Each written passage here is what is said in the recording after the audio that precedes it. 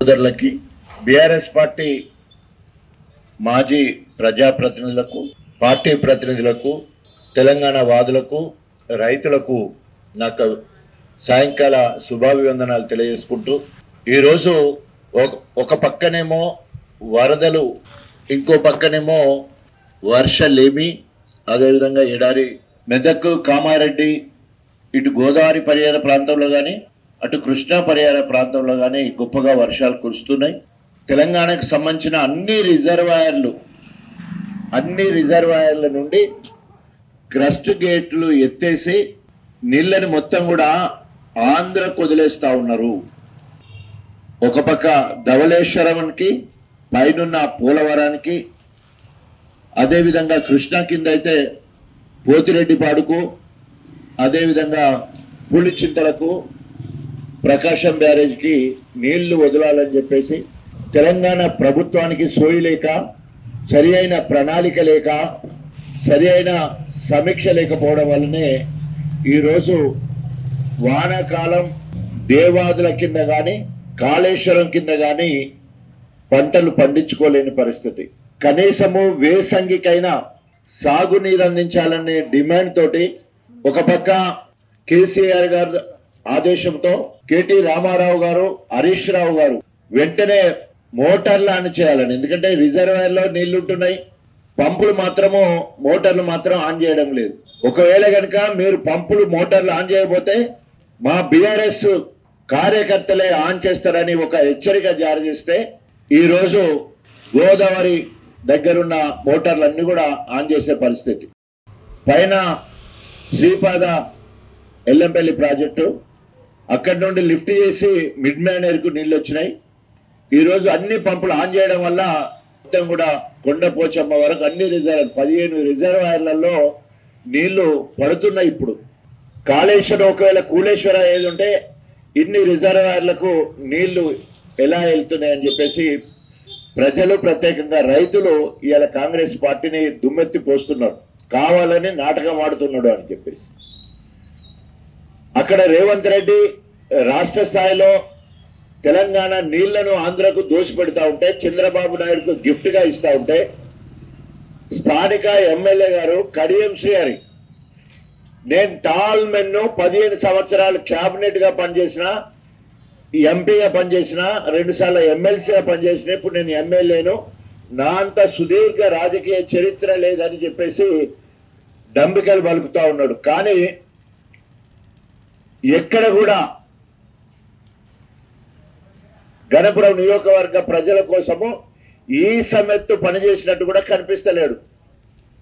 ప్రత్యేకంగా రైతుల మీద కక్షతోటి రైతులకు నీళ్లు ఇవ్వద్దని చెప్పేసి వేసంగిలో పంటలు ఎండిపోతా ఉంటే రైతుల పక్షాన బీఆర్ఎస్ పార్టీ ధర్నా చేస్తే ఆగమేఘాల మీద ఉత్తమ్ కుమార్ రెడ్డిని తీసుకొని వచ్చి third phase Devadula third phase 6th package Devannapeta దగ్గర 3 మోటార్లను ఆన్ చేయడానికి ఉత్తమ్ కుమార్ రెడ్డిని తీసుకొని వస్తే ఆ మోటార్లు మొరాయించినాయి.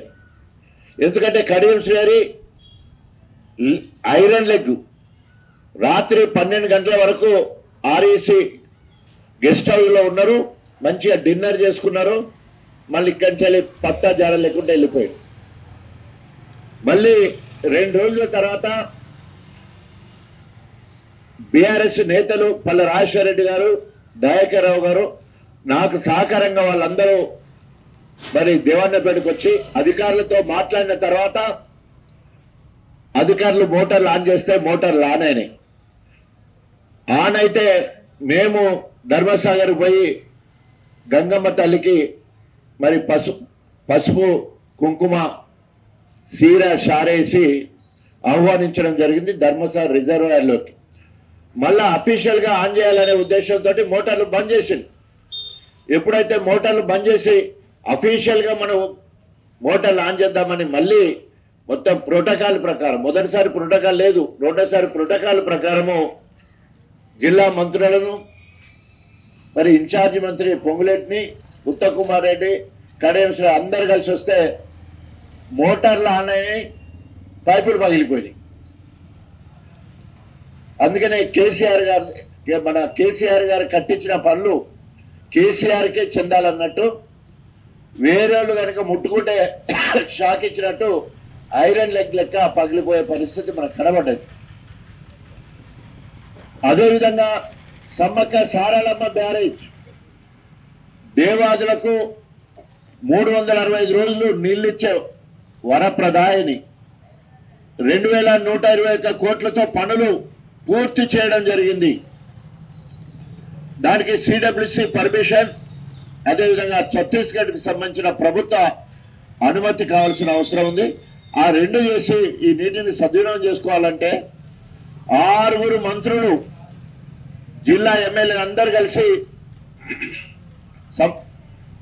సమ్మక్క సారాలమ్మ బ్యారేజ్ దగ్గర పోయి కొండను తవ్వి ఎలుకలు పట్టినట్టు అక్కడ పోయి 33/11 సబ్ స్టేషన్కి శంకుస్థాపన చేసి వచ్చింది.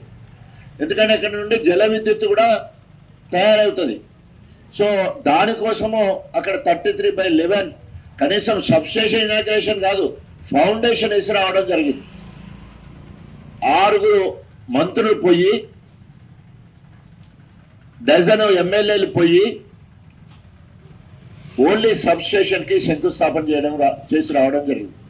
ఈ రకంగా కాంగ్రెస్ పార్టీకి చిత్తశుద్ధి లేదు. తోటి గెలిచిన కడియం శ్రీహరి అవును నేను బీఆర్ఎస్ పార్టీ నుండి గెలిచిన కాంగ్రెస్కు పోయినని చెప్పేసి అప్రూవల్గా మారిన పరిస్థితి కనబడతా ఉన్నది.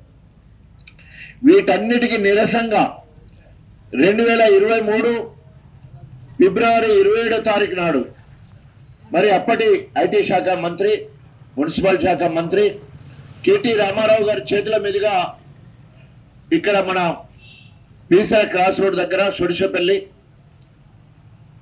పీసర ప్రాంతంలో మనము అక్కడ శంకుస్థాపన చేసుకున్నాం. 104 కోట్ల రూపాయలతో 3 లిఫ్టులు, ఒకటి తరిగొప్పల లిఫ్టు, రెండవది గుళ్ళసాగరం లిఫ్టు, మూడవది నష్కల్ ఉపగలకు సంబంధించిన లిఫ్టు. ఈ 3 లిఫ్టుల ద్వారా ప్రత్యేకంగా మనగనపురానికి కొండాపూర్, శ్రీపతిపల్లి, లింగంపల్లి, చిల్పూర్ మండలంలో, అదేవిధంగా మనకు వేలేరు మండలంలో మద్దలగూడెము, పీసర, శాలపల్లి, పైన లక్ష్మీతండ, తర్వాత వేలేరు, గుళ్ళకిష్టపల్లి ఈ ప్రాంతాలకు సాగునీరు అందించడానికి తరిగొప్పుల బ్రిడ్జ్, అక్కడ బ్యారేజ్, తర్వాత పంపు, అదేవిధంగా కింద వంగాలపల్లి, మల్లకపల్లి, ధర్మాపురం, వెంకటాపురం సంబంధించిన ఆ లిఫ్ట్. ఆ పనులు మొదలు పెట్టలేదు ఇప్పటి వరకు. కింద పంపు పైన కూడా ఇప్పటి వరకు మన ప్రాంతంలో ఎక్కడ కూడా పనులు జరుగుతలేవు. దీన్ని దృష్టిలో పెట్టుకొని కనీసము వేసంగి కన్నా నీళ్లు సాగునీరు అందించాలనే ఉద్దేశంతో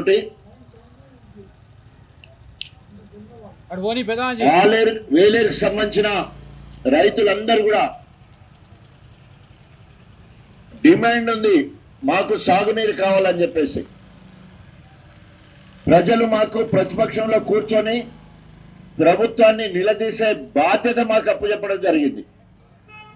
ఒక బాధ్యత గల ప్రతిపక్షంగా రైతులకు సాగునీరు అందించాలనే ఉద్దేశంతో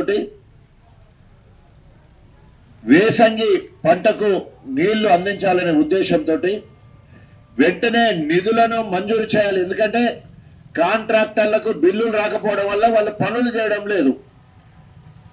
దాదాపు 2.5 సంవత్సరాలు అవుతుంది ఆ పని ప్రారంభించి. ఇప్పటి వరకు నిధులు విడుదల చేయకపోవడం వల్ల ఎక్కడి పనులు అక్కడ ఆగిపోయినాయి. దానికి నిరసంగా 31వ తారీఖు రోజు ఆదివారం అంటే ఎల్లుండి 9 గంటలకు రైతన్న కోసం రాజన్న పాదయాత్ర పేరుతో రైతుల పక్షాన బీఆర్ఎస్ శ్రేణులు ముందుపడి పాదయాత్ర 9 గంటలు ఇక్కడ ప్రారంభమవుతుంది. ఆ ప్రారంభానికి హనుమకొండ జిల్లా బీఆర్ఎస్ అధ్యక్షులు వినయ్ భాస్కర్ గారు ముఖ్యమంత్రిగా ఇక్కడ రావడం జరుగుతుంది. ముఖ్య అతిథిగా వారు వచ్చి మరి జెండా ఊపి పాదయాత్రను ప్రారంభిస్తారు. ఇక్కడ 9 గంటలకు బయలుదేరి సాయంత్రం 6-7 గంటల వరకైనా మరి గండి రామారం రిజర్వాయర్ చేరాలని. వేలేరు, శాలపల్లి, పీసర, మద్దెలగూడెం, కొమ్ముగుట్ట దగ్గరికి కొండాపూర్ వాళ్ళు వస్తారు. అదేవిధంగా లింగంపల్లి జాతర దగ్గర లంచ్ ఏర్పాటు చేసుకొని అక్కడికి శ్రీపతిపల్లి వాళ్ళు, లింగంపల్లికి సంబంధించిన వాళ్ళు అక్కడికి వస్తారు. అక్కడి నుండి అందరం కలిసి మళ్ళీ లింగంపల్లి నుంచి వెళ్ళి పత్తెపూర్ నుంచి వెళ్ళి గార్లగడ్డ తండ ఆంచెల్లి గండి రామారం రిజర్వాయర్ వరకు పాదయాత్ర 6-7 గంటల వరకు ముగుద్ది. రైతు రుణమాఫీ చేయలేదు, రైతు భరోసా ఎగబెట్టిళ్ళు, రైతు బీమా ఇవ్వట్లేదు, సాగునీరు ఎక్కడ కూడా అతి లేదు గతి లేదు, 24 గంటల కరెంటు ఇవ్వట్లేదు. రైతును రాజును చేయాలని కేసీఆర్ చూస్తే ఈ రాక్షస కాంగ్రెస్ పాలన రైతును అరిగోస పెడతా ఉన్నది. ఇప్పుడు మేము వచ్చినప్పుడు గణపూర్లో చూసినాం, ఎక్కడన్నా యూరియా దొరుకుతుంది అంటే నో స్టాక్ బోర్డు, యూరియా నిల్వలు లేవు అని బోర్డు పెట్టడం జరిగింది. ఆఫీసులకు, కొనుగోలు కేంద్రాలకు తాళం వేసి ఉండడం జరిగింది. సిగ్గుచేటు కదా, రైతులకు కనీసము యూరియా అందించలేని కాంగ్రెస్ ప్రభుత్వము నిస్సిగ్గుగా ఇవాళ కడియంసీఆర్ అంటాడు గణపురం నియోజకవర్గంలో యూరియా కొరత లేదని చెప్పేసి నిస్సిగ్గుగా మాట్లాడుతూ ఉన్నాడు. దీన్ని తీవ్రంగా ఖండిస్తున్నాం. సత్తా కూడా ఉండాలి. అబద్ధాల పునాదుల మీద ఇంకా ఎన్ని రోజులు బతావు కడియంసీఆర్?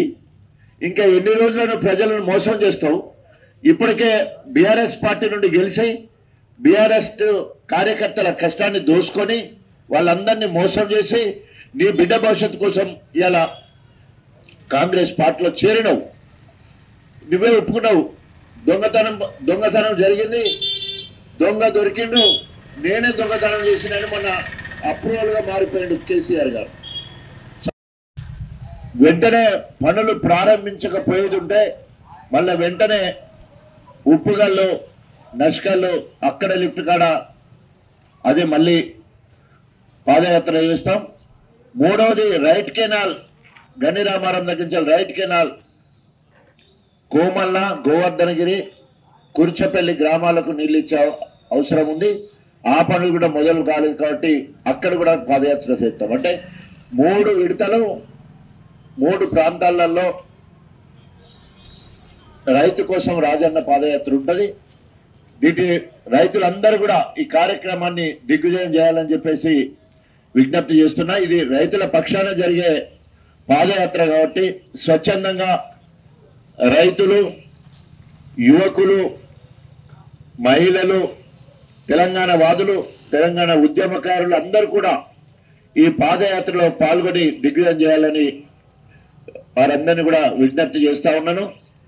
ఇప్పటికే వేలేరు మండల నాయకత్వం అంతా కూడా దీనికి ఏర్పాట్లు చేయడం జరుగుతూ ఉంది.